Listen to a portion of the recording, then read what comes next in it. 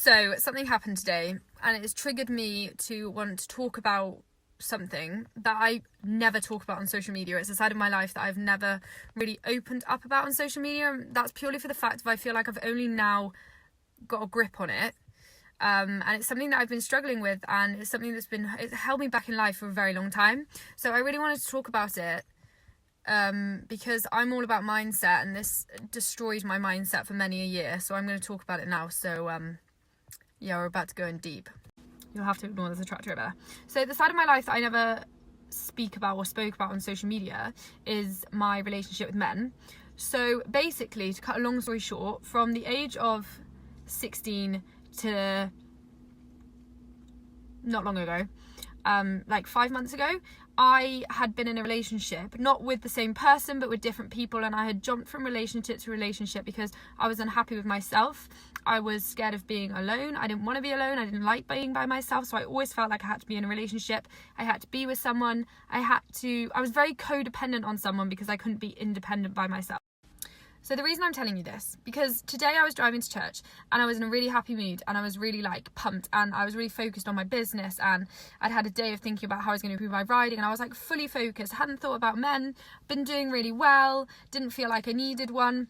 And then I'm driving along the road in Cheltenham and I look over and I'm like, oh no, I see my ex-boyfriend with his current girlfriend, which I know about that, it's fine, and I was whatever, but when I see it, it literally felt like my stomach fell through the floor.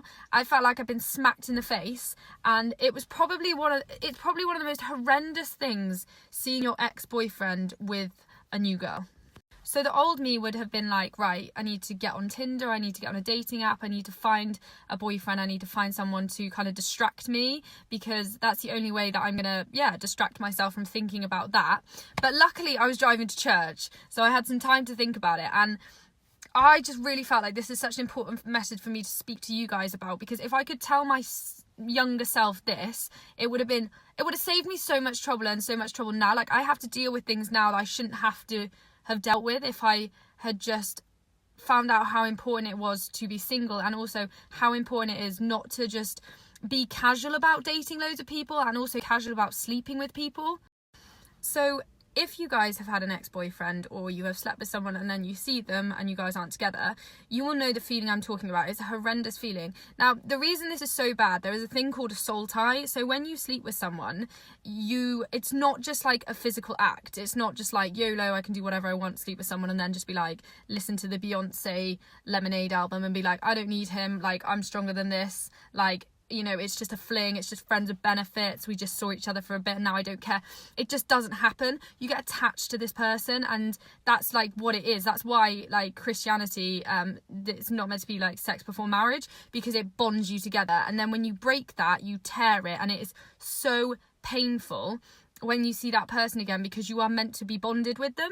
And if someone had explained this to me when I was 16, I would have saved myself so much heartache. And it's just like, I feel like it's really important for me. It's really important for me to talk about, because nowadays society, with the way social media is going, with the way like life's going, it's like a casual thing for people to do what they want, like to sleep with as many people as they want. And like, you know how it used to be like guys would be like looked at as like, you're the lad, you slept with loads of girls. The problem is now girls see this, and because we're sticking up for femininity, is that how you say it? Yeah. We think like we want to be equal, we want to have equality, so then we want to be like what the men are doing. So then I see so many girls like, I can do what I want, like the lads are allowed to sleep with loads of girls, I can sleep with loads of guys as well, like, you know, team women. But that's just so the wrong way to look at it. So yeah, the reason I wanted to talk about this is because if there's one girl watching this, or one guy watching this, that goes, oh dang, she actually has a point, I'm gonna actually think about how many people I sleep with and how many people I date, and actually like properly think about it for my future, then my job here is done. Because if I'd watched this Snapchat when I was 16, I could have just saved myself so much trouble. Because you have no idea how much I have battled. I would say for the past 2 years, I have known that I needed to stop going out with people. And it has taken me that long to actually get round to it. And to be honest, I wouldn't have been able to do it without God. Without becoming a Christian and having his help, and also the help of the Bible and the help of fellow Christians and stuff, I don't know if I would have ever done it. I think I would have gone through life dating different people, being with the wrong people, and probably ended up very, very unhappy. So this is me telling you guys to so it's basically me just saying, like, yeah, just think about it. Just think about it. Also, if you guys want to know a great sermon on this, then I can send it you. You don't have to be a believer. You don't have to be a Christian to understand it. It's just explains things so well. So let me know if you guys want me to tell you what it is. My dog's going crazy. I can't believe I just told Snapchat this. This is mad. But there we go. There's another side to me.